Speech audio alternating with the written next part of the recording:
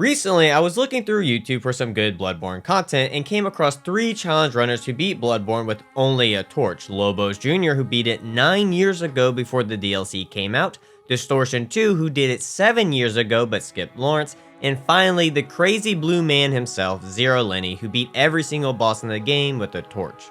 After seeing these legends in action, I knew I needed to give this run a try, and with that, this is my story of how I beat Bloodborne with only using torches. So, starting off with the rules for this run, I can only use torches, so that means no right hand weapon, no gun, or combat items can be used. If I do end up hitting an enemy without the torch, I must use the Hunter's Mark to lose all my echoes. I also decided I would not be allowed to use viscerals even if I break the enemy, simply to just make things a bit harder. For armor, I am only allowed to use the Villager set and Gascoigne's gloves for cosplaying purposes. And lastly, I must beat every boss in the game, and yes, that means Lawrence too. With all that said, let's get this run started. I start off by naming my character Away, because there's no better fitting name for this run than that. For the class, I went with Cruel Fate for it having the highest arcane out of all the starting classes, and with that done, we can get this torturous adventure started.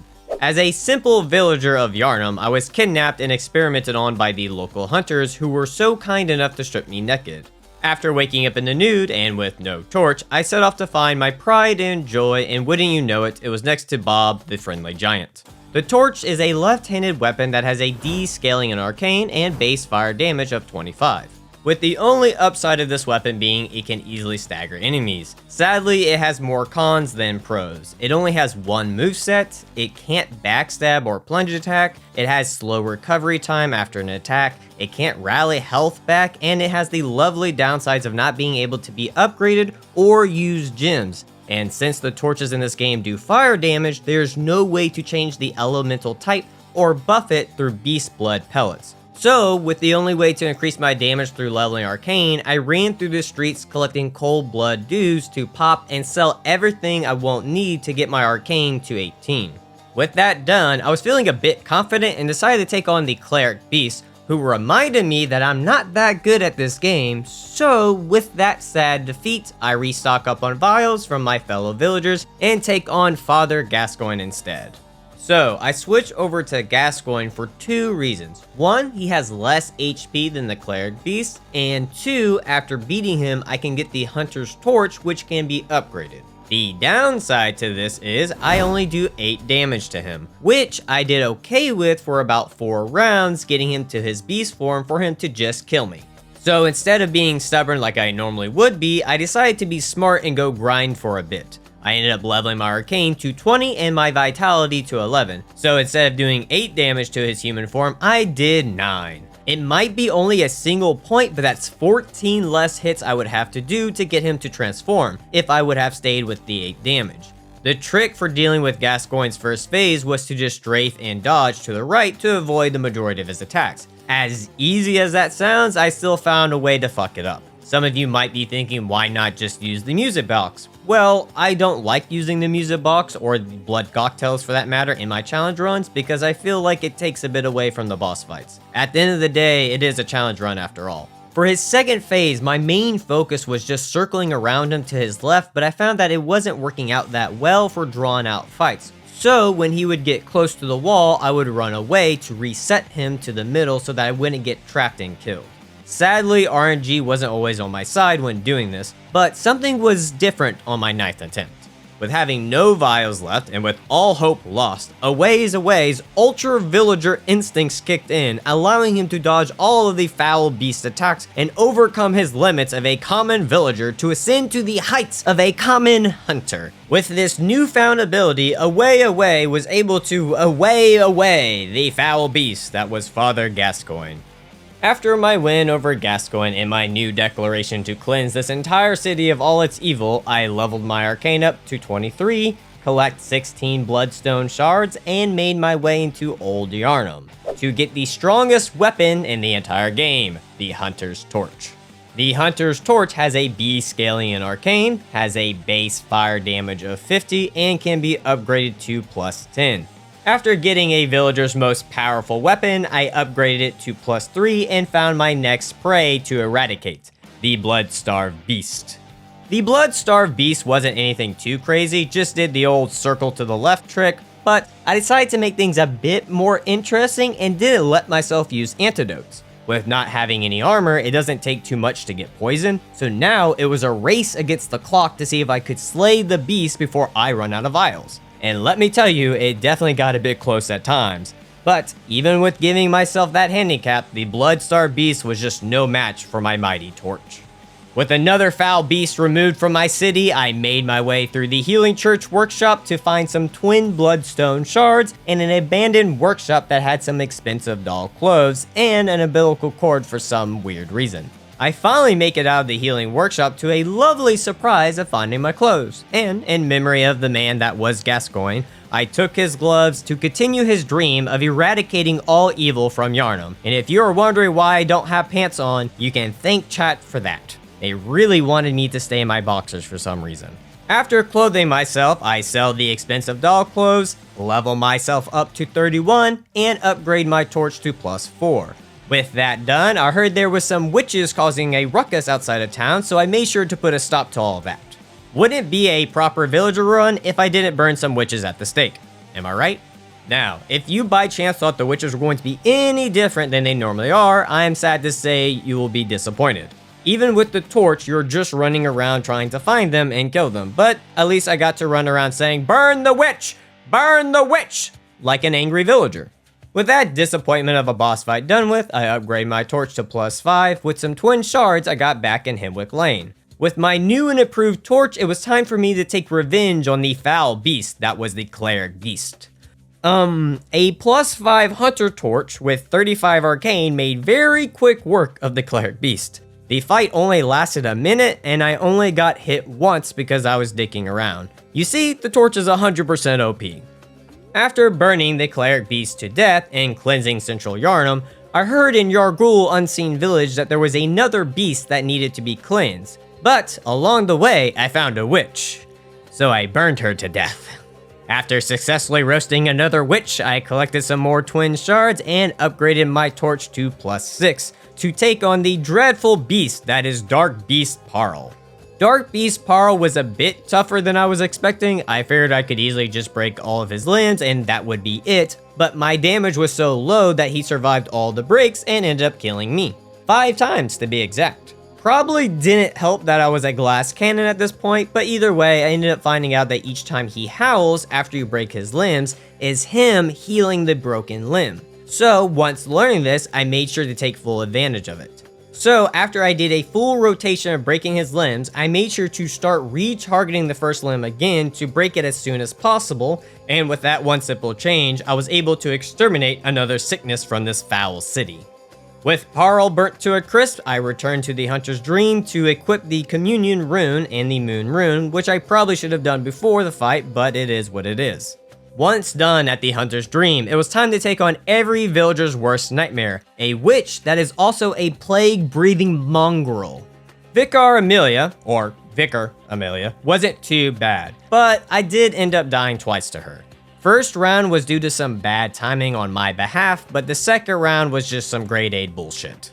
Due to Miyazaki's wonderful idea, well, maybe not his idea, but an idea he signed off on, was feet hitboxes. Now, in Bloodborne, they're not that bad, they just annoyingly stun you with some small chip damage in comparison to the Taurus Demon's feet hitboxes in DS1, where it can do some decent damage. In my unfortunate case, the feet boxes of Amelia decided to stun me in place to get hit, to then get restunned again by her feet, to then get hit again, to then kill me. I literally got ping-ponged to death by Amelia's feet. Some would say that sounds like heaven. To me, it was just hell.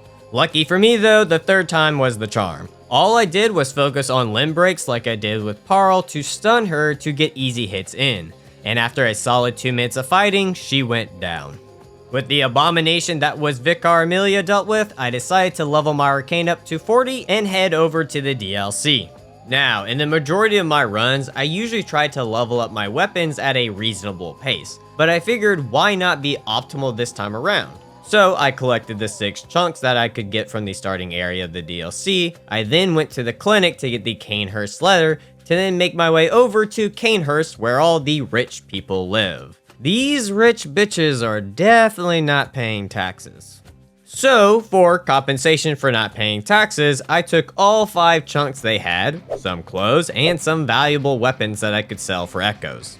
Once done with Canehurst, I headed over to the Forbidden Woods where all the heathens like to hang out and nabbed me a tonsil stone and another chunk.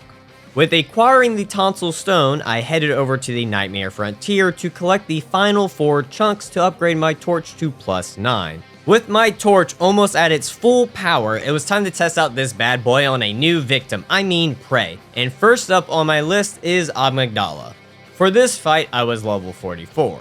As expected, Amygdala still plays out the same as he always does. Wait for him to slam his hands down and then poke his head. The only caveat when doing this with the torch is it takes a lot longer to kill him. It ended up taking me 5 minutes and 30 seconds to kill the big guy. Honestly, I have no clue if he was a threat to Yharnam, but anything different from Yharnamites and it's got to go. With the prevention of Armageddon dealt with, I make my way over to the Forbidden Woods to pick me up an anti-clockwise rune and to take on the Heathen's cult leaders, the Shadows of Yharnam. The Shadows of Yharnam were surprisingly tough. I started out by trying to just DPS the fire guy down, but even with a +9 torch, I failed to kill the fire guy before he could transform, which led to my death. So, after that, I switched over to trying to get the sword guy and the fire guy both down to half health. Unfortunately for me, this didn't work out right away. I ended up dying 7 times before I could finally pull this off. The worst part was doing this damn run back 8 times. Please FromSoft and other Souls-like creators, no more long runbacks, please. With the cult of heathens taken care of, I had gotten news of a giant spider and her children running amok in one of my lakes, Yharnam's lakes, so I went straight on over to deal with them. Rom was a pain in the ass. I came so close so many times to killing her to just die to plain old bad luck. I tried my normal strategy of just hitting it and quitting it, but her shit children kept causing problems. So, I then tried to kill off her children even though I hate doing it because it's just boring, which I thought would be no issue to be instantly proven wrong. I was dying so often, chat wanted me to leave and go level up, and I immediately knew in that moment what I needed to do. I was going to make it harder. So, I decided no more vials. I was going to prove a point, and damn it, if it meant dying over 1,000 times, I was going to do it. Luckily, it only took me 10 tries to get the job done. What I ended up doing was taking out the first wave of children and then going back to my old strategy of just hitting it and quitting it, since it became a pain trying to kill her children during the second phase when she can just AoE or hit me at any moment to just kill me. Fortunately enough for me, it only took 25 hits to burn her and her children to death. With pest control done with, I level my arcane up to 50 and my vitality to 12.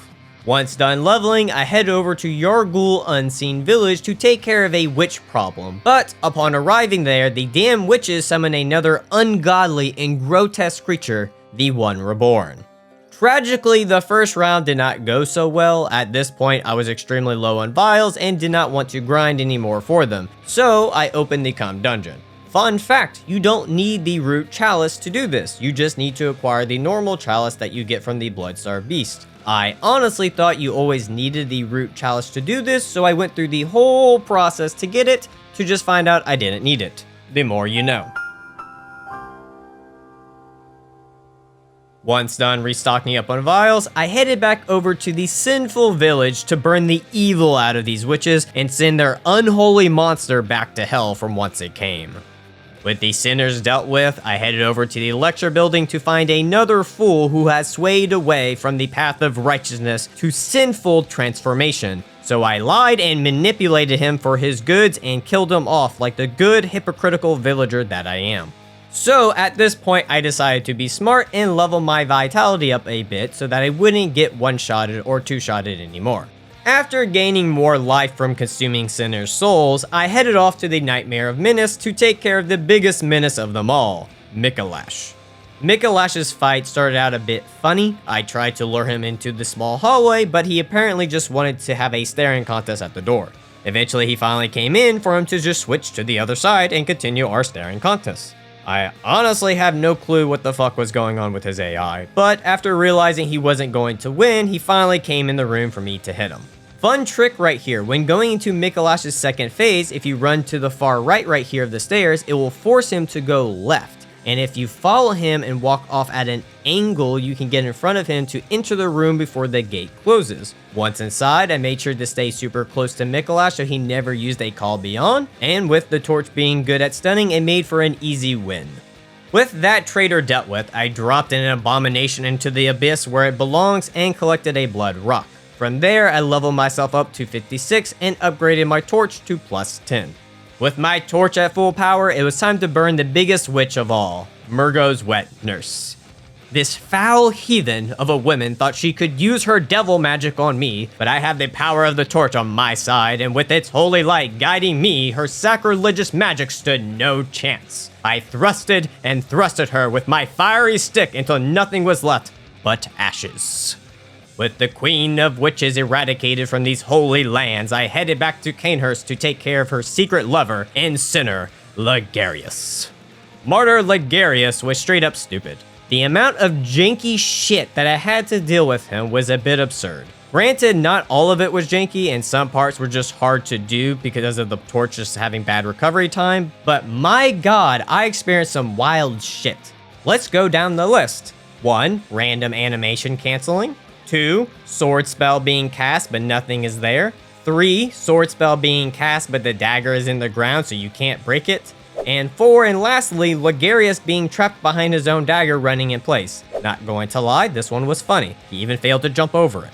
On top of all this jank, he was having a field day spamming his sword spell. I was definitely not having a good time with this fight, especially when I came so close to winning on my third try to die when he was only 2 hits away. So in my final attempt, I decided to just bait out his jump attack since it was easy to dodge and to get 2 to 3 hits in without him immediately retaliating. To be honest with y'all, I don't know how I didn't die on this last attempt. I only had 3 vials for the last 3 minutes of this fight and somehow was able to survive long enough to finish him off. It only took 4 deaths, 75 hits, and a solid 17 minutes and 56 seconds to get the job done.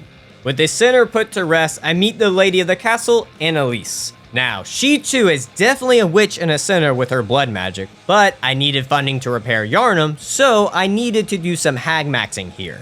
After marrying into money, I headed to the Upper Cathedral Ward to take care of some evil experiments that were going on, which led to my altercation with the Celestial Emissaries. These little blue shits are a stain on our society, and I will burn that stain away for good. Good riddance, you foul beings. Let the fire cleanse your unholy souls. On a side note, the torch did a fantastic job of killing the face suckers. I have done a run with all 26 weapons on one character, and the torch is the first weapon to make these face suckers a walk in the park. Not even the Kirk hammer, which is really good at stunning, could stun these guys like the torch could. I just needed to point this out because I honestly thought I was going to struggle here. But with that said, let's get back to the story. With the ungodly creatures taken care of, I then equipped the communion rune that I got from them to increase my vial capacity to 24. With having more heals, it was time to take on the true abomination of Upper Cathedral, Ibridis, daughter of the Cosmos.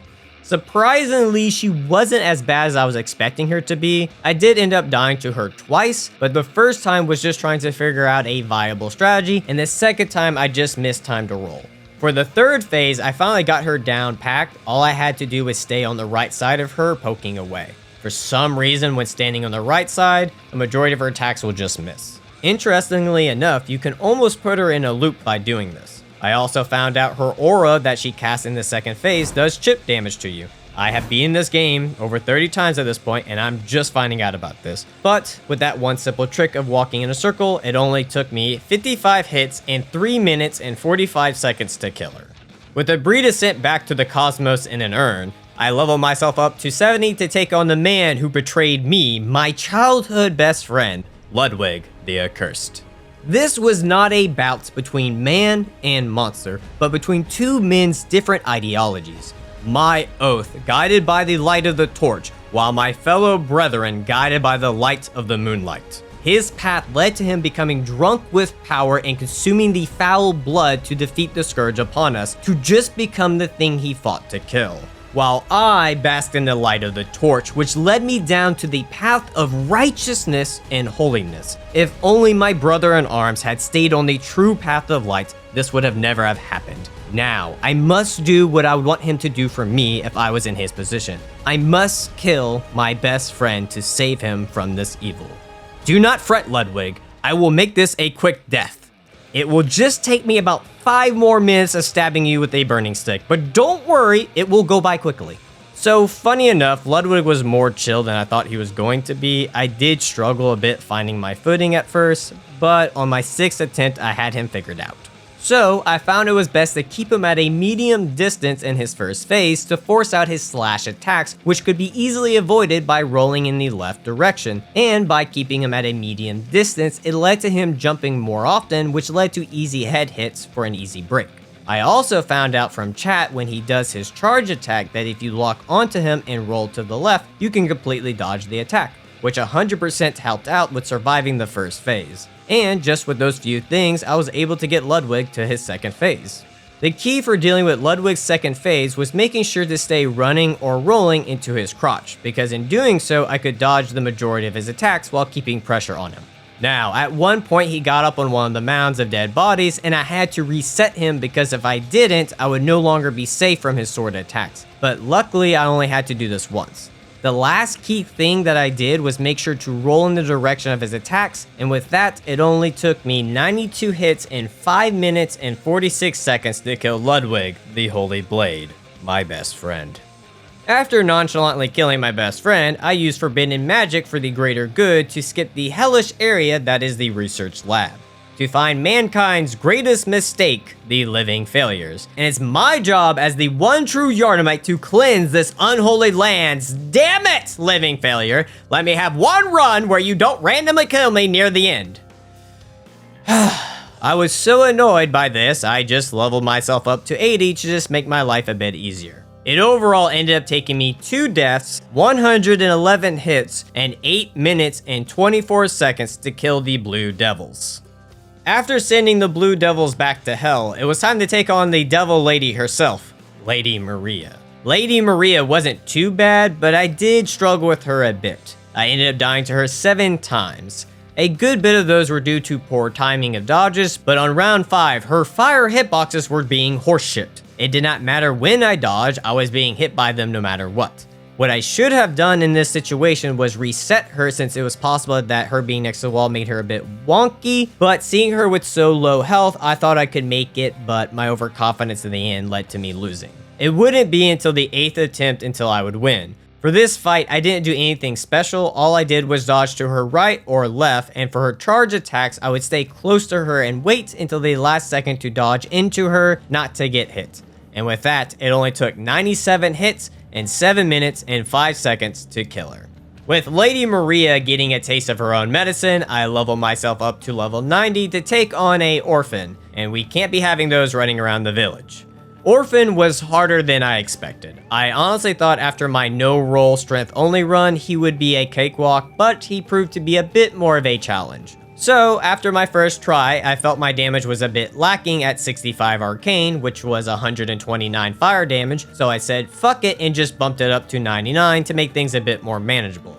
On a quick side note, when going back in with the 99 arcane, I decided to see how much damage the regular torch would do, and it did a whopping 5 damage. So, Zero Lenny, I will leave that challenge up to you, my guy. Now, let's get back to the fun stuff. With my arcane at 99, I was now dealing 140 damage. Doesn't seem like much, but Orphan has 19,271 HP, so when dealing 129 damage to him, that would roughly take 149 hits to kill, in comparison to 140 damage, which would only take 137 hits to kill. You may think 12 more hits isn't that much, but it's a lot more than you think, especially when it comes to long drawn out fights like this one. 2 really good attempts I had took me 16 minutes and 26 seconds to get him a bit past halfway, and 19 minutes and 48 seconds to get him to about a quarter of health. As you can see, it's a pretty long fight, but my final attempt number 7, was by far the longest at a whopping 27 minutes and 47 seconds. The scariest part during the winning attempt was that a damn tree almost ruined the entire thing at 25 minutes into the fight, which I was lucky enough to survive, but it left me with 0 vials. Now, I will say, in the tree's defense, it did play fairly and it trapped Orphan for a few seconds. But either way, for the last 2 minutes of the fight, I had no vials. At any moment I could die, and it came very, very close to that. So, to just give you a small taste of what it felt like in that moment, here's the last 30 seconds of the fight.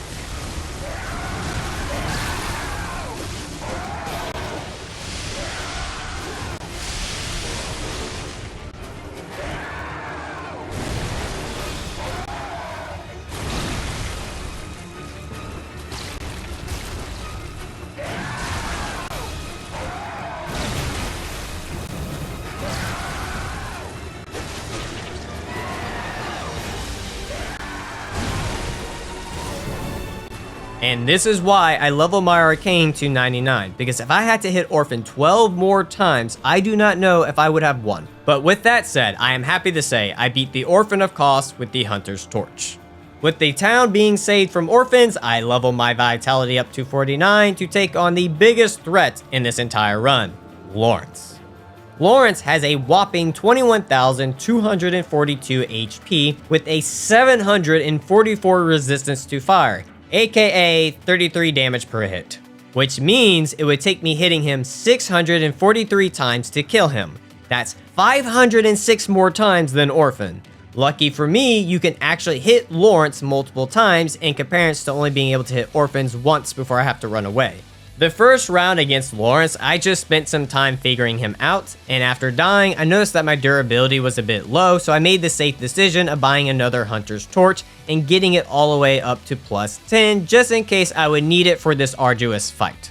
For round 2 and 3, I was able to get him to halfway, but during those attempts, I kept struggling with getting nipped from his left backhand attack and getting nipped by him when he would fall over, which would then lead to me running out of vials, which would then lead to me dying. It wasn't until my 4th attempt when I found the winning strategy to beat Lawrence. I had a very bad start to my 4th run where I only had 1 vial left and Lawrence wasn't even at half health. But in that moment, I found out if you stay on his left ass cheek, you can get him to repeatedly fall over to get easy hits in. Now, this isn't a consistent loop. He can break out of it, so I needed to be cautious the entire time, but with this one simple find, I was able to get him to his 2nd phase even with using the 1 vial. So with learning this new strategy, I knew I could win, but I wanted a bit more reinsurance since this fight was going to take a minute, so I leveled my Vitality up to 67 to help it out a bit. So with that, I went back in on my 5th attempt and was easily able to get Lawrence to his 2nd phase with having 14 vials this time. For Lawrence's 2nd phase, my main focus was to attack when he did either of his lava attacks and after he would finish crawling around. It wasn't until Lawrence was closer to a quarter of health left that I started to find out more opportunities to get hits in. The other opportunities I found were when Lawrence swings his small arm backwards or forwards, you can get 1 to 2 hits in. After he does his swipe attack, you can get a single hit in, and lastly, after his big slam attack, you can get a hit in. But I just needed to be ready to dodge afterwards to avoid his follow-up swing attack, which you can get a hit in right after. Even with learning all of this, I still got hit from time to time or ran into his stupid lava puddles. But besides that, it really wasn't as bad of a fight as I thought it was going to be. And after 31 minutes and 41 seconds, I beat Lawrence with a fucking torch. With Lawrence out of the picture for me to take up the mantle of the hero and savior of Yharnam, I popped some unholy umbilical cords to take revenge on the man who kidnapped me and stripped me naked. Gehrman, the first Diddy. At the beginning of the fight, I struggled a bit with him, but as time passed, I started to find my rhythm with him and was surprisingly able to pull this off on my first try. My main strategy was just taking my time to bait out some of his scythe attacks for easy hits, and for his sword and gun form was to just circle around him, which would confuse the AI at times to let me smack him a good bit. And with that, it only took me 74 hits and 8 minutes and 42 seconds to beat Gehrman. With me successfully taking my revenge upon Gehrman, his foul wench of a false god decided to show itself thinking I would join her in her disgusting acts. But thanks to my belief in the torch, my light shines so strong she cannot consume me, and by the holy light of the torch, I will kill this false god. Just give me about 3 more tries. Moon presence normally isn't that bad, but with the torch not being able to rally, it made the fight a bit more daunting, especially when I would get hit by her blood attacks that wouldn't let you heal. Those were some scary moments. But on my 4th try, I was finally able to beat her after 39 hits and 5 minutes and 40 seconds to finally end this torturous run once and for all. So, that was the tale of Away the Great. He burned all the beasts and vile creatures from Yharnam to then be consumed by power and think he himself was the reincarnation of the Torch God, which ended up leading him to rule Yharnam as a tyrant. It wasn't until Scully the Savior that came along that liberated Yharnam from Away and forced him back into the life of a simple villager. Be honest with y'all, Yharnam was probably better off with Away in charge than Scully, but I digress. I would like to thank all my channel supporters. If you too would like your name in the video or would like to support the channel, you can click the Patreon link down below or the YouTube join button. I would also like to thank everyone who came out to the stream and supported the run. I greatly appreciated it. And if you too would like to see the runs live, you can catch me here on YouTube or over at Twitch at twitch.tv/AkaneGaming. With that said, I would like to thank you all for watching, and until next time, take care.